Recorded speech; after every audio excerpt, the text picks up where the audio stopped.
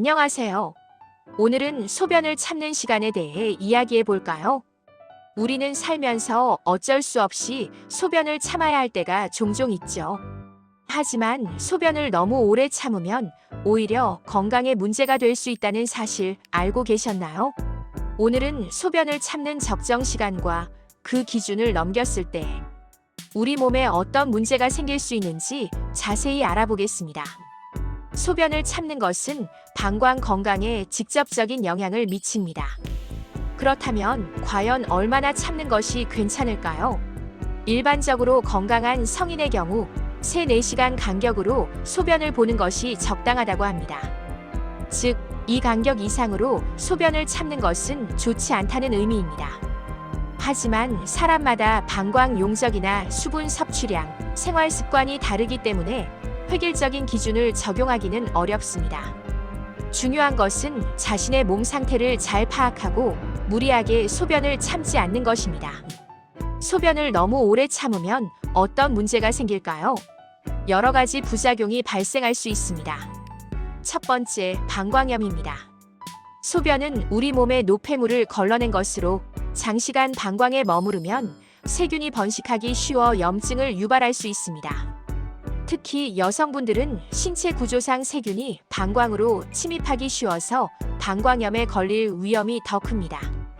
두 번째, 요로 감염입니다.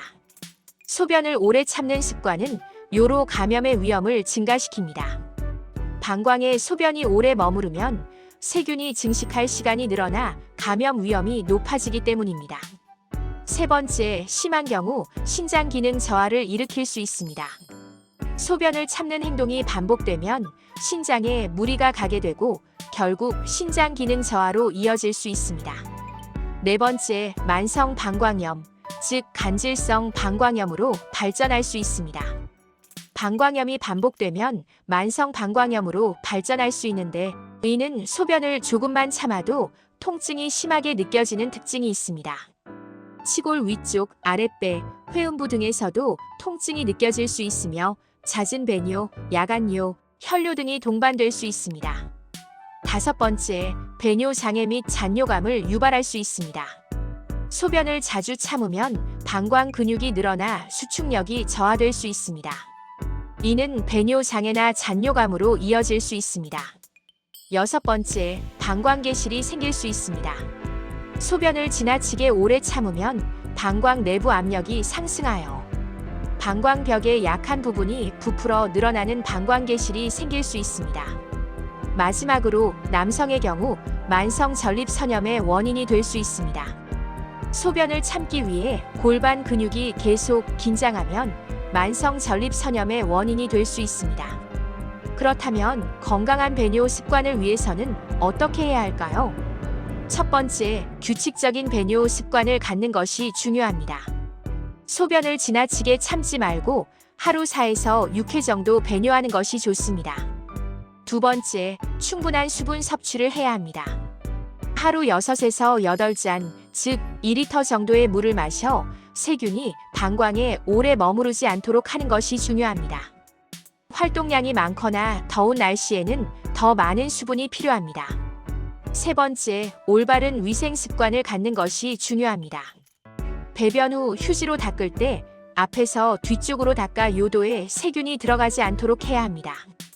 네 번째, 식습관을 조절해야 합니다. 카페인과 알코올은 방광을 자극하고 이뇨 작용을 촉진하므로 섭취를 줄이는 것이 좋습니다. 다섯 번째, 여성의 경우 성관계 후에는 소변을 보아 방광을 비우는 것이 좋습니다. 마지막으로 방광 통증이나 배뇨 불편감이 지속될 경우 전문의의 진료를 받아 정확한 원인을 확인하고 적절한 치료를 받는 것이 중요합니다. 오늘 영상을 통해 소변을 참는 시간과 관련된 여러 가지 정보들을 알아보았습니다. 소변을 무리하게 참는 습관은 우리 몸에 다양한 문제를 일으킬 수 있다는 것을 기억하시고 건강한 배뇨 습관을 통해 건강한 삶을 유지하시길 바랍니다. 만약 배뇨와 관련된 불편함이 있다면 주저하지 마시고 전문의와 상담하여 적절한 조치를 취하시기 바랍니다. 여러분의 건강한 삶을 응원합니다. 다음 영상에서 또 만나요.